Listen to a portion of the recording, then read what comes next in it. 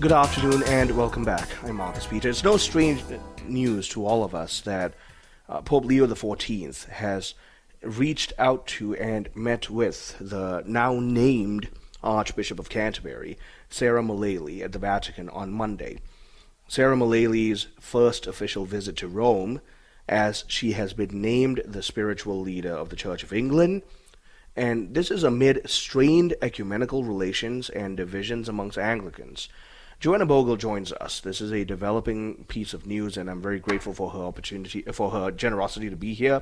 Joanna is a journalist, a Catholic journalist in the United Kingdom. Her book, Newman's London, published by Gracewing Books.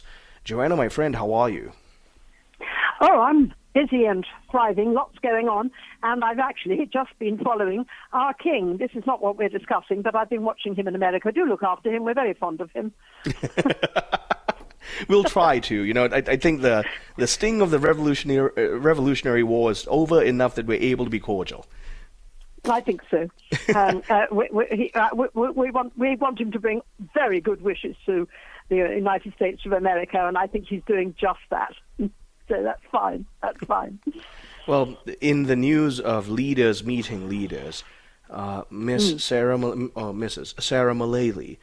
So at the Vatican on Monday, she meets with the leader of the Church, Pope Leo XIV. There's a lot that's going on here that's causing significant concern amongst the people of faith, chief among which is that no matter what happens, Sarah is not a validly ordained individual, and so that's a part of the conversation. I invite you to speak to that. Yes, you see, we don't want ecumenical goodwill. But Mrs. Mullally, she's actually Dame Sarah because she was a senior nurse and was honoured by Her late Majesty the Queen, who's made a Dame of the British Empire. So she's Dame Sarah, or she's Mrs. Mullally, but she is not an Archbishop of Canterbury, of course not. And it's a bit silly, really, for this to be pretended as being anything different. So although it's all right to have a meeting with the Pope, we should be hesitant because this is not the great significant event that it was back in the 1960s when the then, also not really validly ordained, but the then Archbishop of Canterbury met the Pope, because there was a sense of 400 years healing and a desire for goodwill, and that's good. The Reformation, it is very good now to try to remember that the past should be something we know about, but is not a result of bitterness now.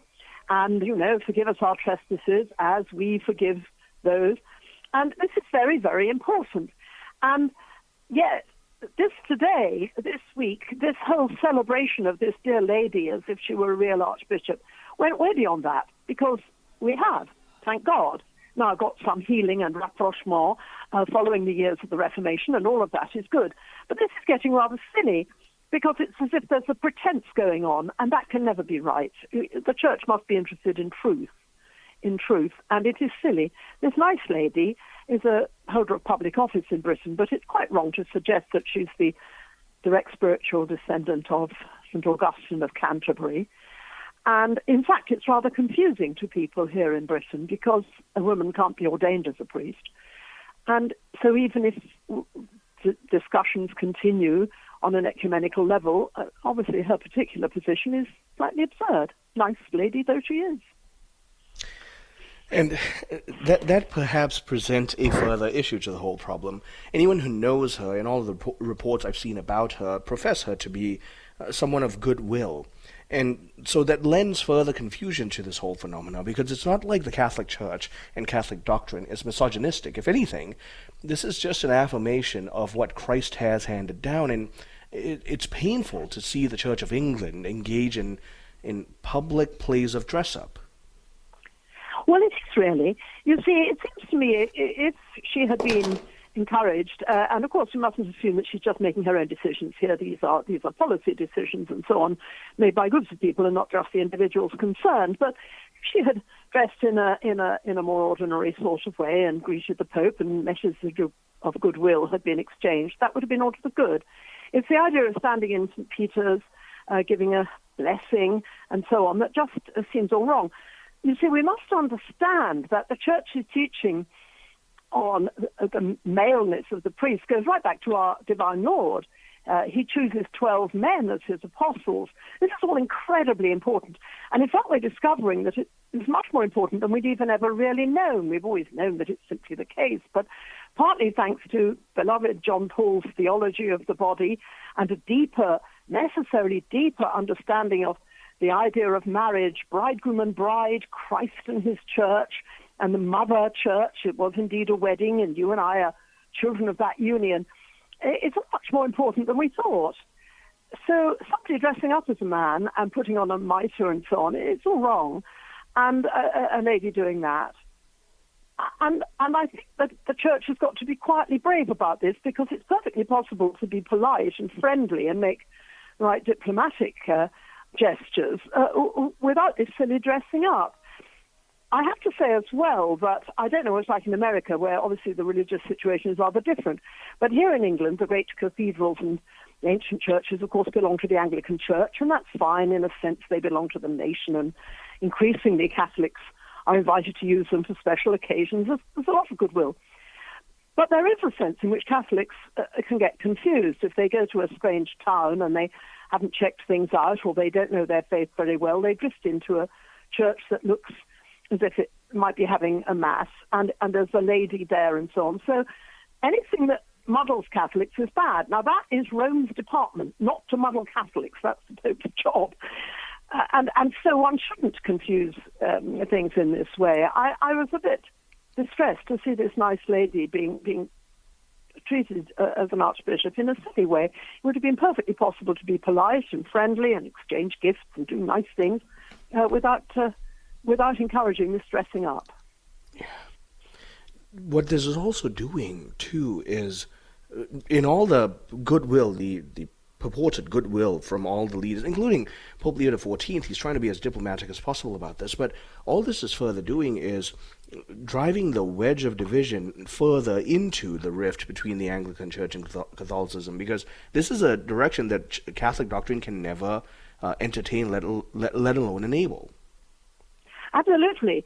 And one of the things that's important to understand is not only precisely that, but also there's a sense in which there was something slightly absurd when the Anglicans had a vote among a frankly rather random group of people in 1992. You see, the idea that a group of people meeting in London, calling itself a synod, which it wasn't, and the Anglican soi-disant synod is itself a new invention. They didn't really have it at all until the 1960s, and they had something called the Church Assembly, and then they started to pretend it was a synod. But it's a collection of people of goodwill, a bit random, people who've got time, drawn from parishes, often just retired people and vicars' wives and so on, coming together. So the idea that they could vote to announce what the priesthood is to be is quite absurd. So I think Rome needs to be quite grown up about this and make it clear that this vote casts a shadow over all ecumenical dialogue and draws an absolute shut door to any serious discussion about theology of the priesthood. There's no point in coming up with any agreed statements. We can't agree, and so that's that. I'm not sure this is understood, or rather, it is understood in Rome. It's certainly understood among Catholics here. But it's actions and not just words that matter. So when a lady dresses up as a bishop and comes to Rome and so on in that way, it muddles people, and I think this is wrong and rather unkind all round. Incidentally, it was very good to see the ordinariat, the Anglicans who've come into full communion with the Catholic Church in Rome a couple of weeks ago, and that was a most successful and happy time. And I will be at an ordinariat meeting here in London, some of the clergy, in a couple of weeks' time. There's some very good things happening. There are ways that we can look ahead, and these are the ones that understood, particularly because of the ordination of women, that they couldn't remain Anglicans anymore and have come into full communion. The future could be good, but not if we do this silly dressing up.